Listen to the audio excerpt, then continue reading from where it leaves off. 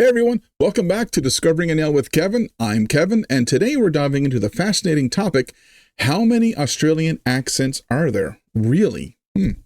Well, based on your comments from the last video on the top 10 interesting facts about Australia, right here, you can watch that video, that's it. My team actually made sure to find a video that was created by an actual Australian. Now, I am no stranger to various accents and dialects, as there are so many here in the province of Newfoundland in Canada where I live. In fact, you can learn more about those accents and dialects in this video right here, 10 facts about Newfoundland and Labrador you may not know. Now, I'm super eager to learn about all of the fascinating accents and dialects in Australia, so let's get started. But before we do, I want to remind you all to make sure that you subscribe to the channel, ring the bell, so that you never miss an update. And hey, like the video. Really appreciate that as well. So, without further ado, let's pop that up and watch and learn together. Good day. How you going? Everything, mate. Good mates, good times, having a great time, mate. Yeah, we're good mates. You know it when you hear it, right? Yeah. The Aussie accent. Hello, I'm Paul Barry. Welcome to Media Watch. Hello and welcome to Gardening Australia. I mean, I'm already hearing differences in dialects. In fact, that news anchor just then didn't sound anything like the first couple. I love your accent, by the way. Australians, I do. When they find out that I do the voice of Bandit, right, they go, oh my God. You know what it is. It's the good old meat pie. If you know Australians or you are Australian, you've heard the voice. But you're not crazy if you think there might be little differences in the way Aussies speak around the country and between generations. Some of our top linguists agree. It may be that this country will become the most valuable acquisition Britain has ever made. To learn how close Australians are to the... That must have been a reenactment. There's no cameras back then when Australia was formed by the British, I imagine. That was kind of cool. Oh, by the way, before we go on, I have an energy drink. They're not a sponsor, so Monster, don't get mad at me for sharing this, but hey, look what the flavor is. It is Aussie lemonade style. I don't know what Aussie lemonade is, but I like it. Kind of regional accent variation you might get in the UK or the United States, I started reading what those linguists have to say. This paper looks at 4 parts of Victoria, Australia's most densely populated state, to see if there's any difference in the way people speak from one end to the other. It looks at one of the most characteristic accent features of that state, the one that makes Victorians say Melbourne instead of Melbourne or Melbourne, and showed that in the state's north, it's dying out. But in the south, in the city of Melbourne itself and on the coastal town of Warrnambool, it's getting stronger. In Warrnambool, the sound change was advancing. So that meant that more people were merging those two sounds together, whereas in Mildura, only the older people were doing that. And it was like... Okay, so she just did something that I think I've heard from a lot of, when I hear Australians speak. Instead of saying together, it's almost like they add that pitch together and they bring it up. I like that. I don't know why. I heard her do that. I love it. I think it's awesome. But Melbourne, yeah. A lot of ways you can say it. It's like the province of Newfoundland. I hear a lot of people pronounce it Newfoundland, Newfoundland, Newfoundland, Newfoundland.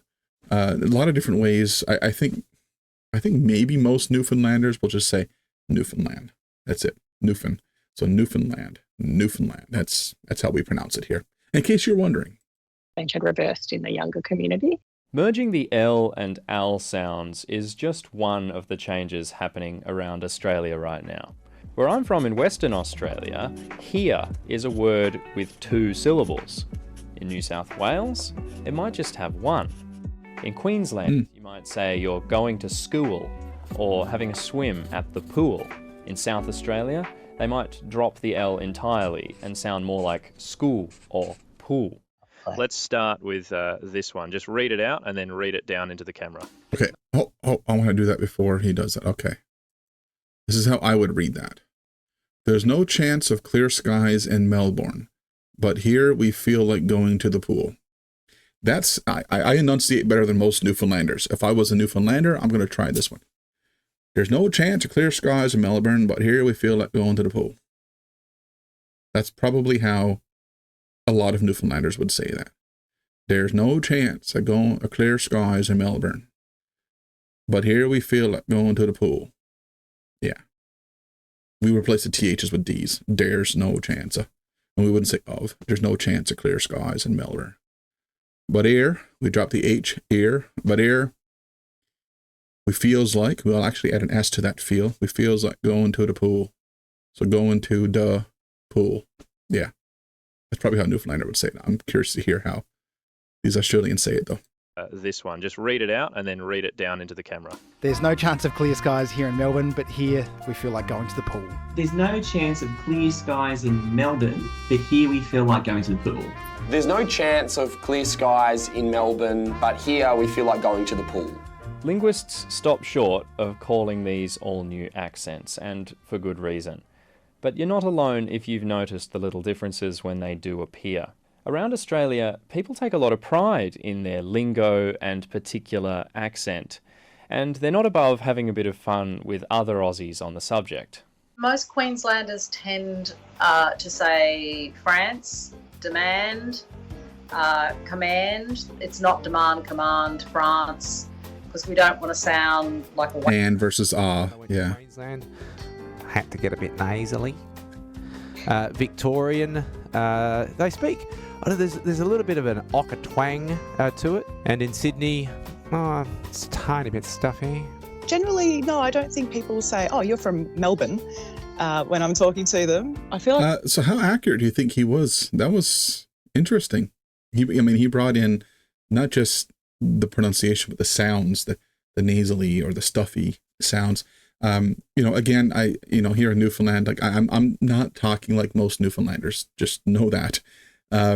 But my father-in-law, for instance, my father and mother-in-law, my wife and her family, they're from a small town on the southern coast of Newfoundland called Grey River. And from there, their dialect is so strong, I struggle to understand them. A common dialect you might hear in Newfoundland, I'll use a common phrase. How's you getting on, me old cock? How's you getting on, me old cock? That's a common phrase. It's really a Newfoundlander saying, how are you doing? How's you getting on, me old cock? So me old cock is a way of saying my buddy or pal or friend. How's you getting on, me old cock? And you might hear that said, just realized what I did. I actually, I spoke like a Newfoundlander just then, and I said that. You might hear that. You might hear that said as a phrase similar to that right across the province. But there are a lot of differences in very short regions. So I live in Cornerbrook on the west coast. Just south of us is a town called Stephenville, and then the Bay St. George, the Cape, we call it, all down in that area. And they have a lot of French ancestry there. And a lot of them sound like they should be able to speak French. But I don't know anyone in Stephenville that actually speaks French. At least not born and raised in Stephenville. Maybe some foreigners that are French-speaking move there. But they would sound like the way they mix up their verbs and their nouns. So I would say, throw some hay over the fence to the horse. Somebody from Stephenville might say, throw the horse over the fence, some hay. Right? Throw the horse over the fence, some hay. And that's how a person from Stephenville, that's where my family is originally from, would probably say that phrase. But notice again, trow, not throw, trow. Throw the horse over the fence, some hay. Newfoundlanders. Like it's a more gentle Australian accent, if there's such a thing. Ultimately, the state you're from is only part of what makes an Aussie accent unique. For a better explanation, we need to look at the way people from different regions, generations... But I'm also reminded, and I'm sorry for pausing it again so quickly, but I'm also reminded that Australia is huge, right? It's about the size of the US, if not a bit bigger or what have you, but around the same size as the US. Canada's a bit bigger than the US, so I'd imagine Canada's a bit bigger than Australia, but the Australian population, the Canadian population are very, very similar. And we have a lot of dense cities, much like Australia. So I think Australia and Canada are a lot alike. So, again, obviously, yeah, you're going to hear different dialects in Australia. You're going to hear it in Canada. People that are out in Manitoba are going to sound different than the folks in BC and British Columbia and so on. I was told once that Newfoundland is almost more like the New Zealand of Australia, of Canada. So there's probably that similarity. I don't know. But nonetheless, yeah, so it just makes sense. There's so many. And I never thought of that because, I don't know, maybe we think of Australians, we think, everyone talks the same and sounds the same. But no, there's definitely bound to be a lot of different dialects and accents all throughout the entire country, because it's huge. And I keep forgetting that. I apologize to you, Australians. I keep forgetting how big your country is. It's huge. And social classes have expressed themselves over time. Going back to ABC clips from just 50 years ago, it's pretty clear to see who's making an effort to sound a certain way and who's using their genuine voice. What is our question? Oh yes, do Australians speak with a bad accent? Extremely badly. I think that they're lazy. They speak as though they have a piece of barbed wire clamped on both sides of their jaw. Loose tongues, loose mouth. They speak like that with their mouth like that. You speak nice. Nicely. Now, they sound very British, right? Actually, I like grammar too. Thank you for your correction. Researchers looking at the diversity of Australian English have come a long way. One of the biggest breakthroughs in recent work has been our understanding of Aboriginal Australian English and the ways that it varies between communities around the country and even within those communities. When it comes to Aboriginal communities, whether they're speaking Creole or Aboriginal English or their own dialect, for example, that accent definitely changes across the regions, varying. So this is something fascinating for me to learn as well, because I love learning about Indigenous communities. I'm a member of an Indigenous community here. In fact, you can see that flag right there. That's the Mi'kmaq flag, the national Mi'kmaq flag in Canada. I am Mi'kmaq. And I love learning, and coming up soon. So this video I'm making, near the end of July and August, it is World Indigenous Peoples Day. And I'm actually working on a presentation for that, for something different, not part of this channel. But I'm going to be giving a presentation to talk about that. And one of the things that I love is learning about the Indigenous languages and how over time, of course, through colonization and so on, and influences, outside influences, how their language, when they start speaking English, they bring their dialect with them, and they have their own unique accent or dialect and sound to their own version of English, which I think is fascinating, absolutely fascinating. But I don't know enough about Australian indigenous Aborigine folks in Australia. I definitely want to learn more. I think that's going to be another video on my list soon to do, is learning about the Aboriginals or Indigenous folks in Australia. But yeah, I can only imagine that they would bring their own dialect as well, just much like other parts of Australia would. Towns and communities, you can tell the difference between like the Northern Territory mob and the Kimberley mob, and same as the Queensland mob and the New South Wales. Some of the research that's going on in Aboriginal English is looking, for example, some work that I've done is looking at sound changes. So one of the things that we can rely on about languages is that it will change. That's why older people often have comments on younger people's accents. And certainly the kinds of sound changes that occur in different communities occur at different rates. Offhand comments might be the end of it for some people. But for a lot of Australians with a voice that falls outside the mainstream, there's a tough choice to make about changing it to meet expectations. There's been some research projects that I've not been involved in, but where people will play recordings and say, do you think this person's employable? Do you think this person is a nice person? And if they don't sound like a mainstream speaker, they'll have more negative judgments. And not everyone can do that. And it absolutely is an obstacle, because people can judge you on your accent. People can judge you on the way you talk.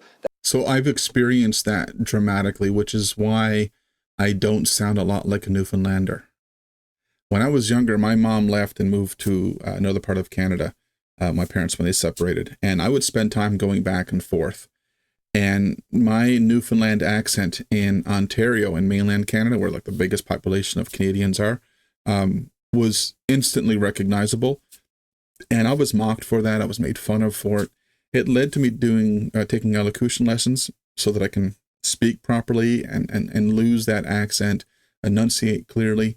After a while, people started to accept that I was from the East Coast, but couldn't narrow down where I was from. A lot thought Nova Scotia, some thought New Brunswick or PEI. But now I can even travel to other parts of Canada now, and they have no idea where in Canada I'm from. I've even been asked if I was American from time to time, depending on, I guess, how I'm talking, because I've gotten very good, very, very good at watching how I speak and enunciating words a bit differently. And part of me, I like to say part of me feels ashamed of that, for, losing or ditching my Newfoundland accent. But I just feel like growing up as a kid, it was a must for me because of all of the ridicule and all of the bullying that I experienced at my younger years because of that. But that said, as you noticed earlier, it can still come out. And if I'm in a room with other Newfoundlanders, or even if I'm watching something on YouTube or a video or movie and it contains Newfoundland accents and dialects, I jump right back into it. I sound just like a Newfoundlander, like everybody else. So there's that. But yeah, that's my story, understanding and relating to what's being said here.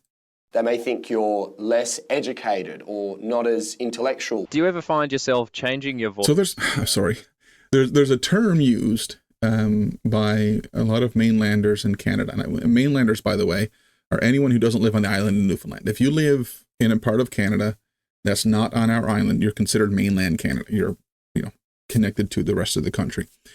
Mainlanders have a term that we've encountered a lot over the years for us Newfoundlanders. So you hear me calling myself a Newfoundlander. My channel is, this video is titled Newfoundlander Reacts, or the series Newfoundlander Reacts. Newfoundlander is the more official term that we like to use. We will use amongst ourselves Newfie, and mainlanders use that term a lot as well, Newfie, and they'll add to that calling us goofy Newfies. Sounds kind of funny, but it's also pretty insulting, because just to hear the accent of a Newfoundlander to a mainlander, instantly they think goofy Newfie, stupid Newfie. Newfies are not intelligent. They're low intelligent, low IQ. All these different things they say because of how we sound.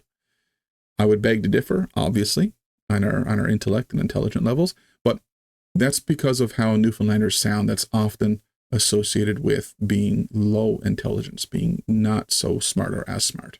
So yeah, I totally get that. This for a certain situation or a certain person? I think I probably did when I was first starting out as a journalist. I really had to make a conscious effort not to have a kind of nasal strine, which is sometimes associated with Queensland voices as well. I couldn't work out what the words were for used to, and it's used to. Do you ever stop yourself like that anymore, or you've just gone, my voice is what it is now? My voice is what it is. I've been a broadcast journalist for nearly 3 decades, so I think I've earned my chops to speak how I like. So that's the other thing too. So I'm relating to her because what I just told you, but I also work in broadcasting, by the way. So, I'm on TV and I'm on the radio. So I've learned to enunciate and speak, more clear, slow down my speech. I don't speak anywhere near as fast as I used to. But I do a lot of broadcasting, on the radio and on TV as a host. So I can understand and relate where she's coming from as well, having to do that and having to be able to speak that way as well, which is a bit different than how I would speak when I'm hanging out with my friends. We're having a few beers, playing some music, I'm playing the guitar, we're singing, having a good time, and I'm going to sound a lot different. So I can relate to that as well. Might have to do a video on that sometime. A live stream video of traditional classic Newfoundland boil up. If you don't know what that is, that's a bunch of Newfoundlanders getting together on the beach after catching some seafood, some fish, some crabs, some mussels, boiling it up on the beach over a fire, playing guitars and singing music. It's a grand old time of fun, and I might have to do that one day for you guys and share that with you. fair enough. Like if it end up in the remote Kimberley, it doesn't take too long, and then you're back in that sort of local twang. But then if you're hobnobbing it at a ribbon cutting function with distinguished guests, then we'll speak a little more clear and less slangy. We're not trying to imitate the bloody Pommies or anyone else. We've got our own way of talking. Australian accent, a bloody good accent. Yes, it is. Absolutely. Well, thank you so much, ABC Australia, for that one. Yeah, that's very interesting to say the least. I definitely can relate to a lot of what was said there, and a lot of the concerns, I guess, that some of the people have had. But nonetheless, that was incredible, and it really is just amazing to see how many unique accents there are in Australia. Again, sometimes forgetting how big the country is. So I really hope you enjoyed this video, enjoyed this journey as much as I did. And if you did, please do not forget to hit that like button, subscribe to the channel, hit the notification bell so that you are notified of any updates, any videos that I update. And please feel free to leave a comment down below. Let me know what your favorite part of the video was. Maybe you're from Australia when you're watching this. I'd love to know where you're from and what your accent is like. What did you think about that video and what they shared about with Australian accents as well? And hey, always love hearing from you. Love hearing your praise as well as your criticism. So please be open, be honest, be truthful with me. I want to hear how you feel about these videos and give me some ideas. Help me find some more things that I can react to, whether it is more things in Australia or whether it's other things around the world. I want to be able to learn more about this world and have this world learn more about us here in Newfoundland all at the same time. So please continue to watch these videos, subscribe to the channel, and help me be informed and learn more about this beautiful world that we live in, that we share this beautiful planet. So folks, thank you so much for watching Discovering NL with Kevin and this video. And hey, we'll see you in the next video. Until then, bye for now. Did you enjoy that video? Well, be sure to subscribe to the channel so you didn't miss out on any of our future videos. Also, check out this one right here. This was a good one. You might enjoy that one, or maybe that one there is more your style. Either way, check them out and enjoy.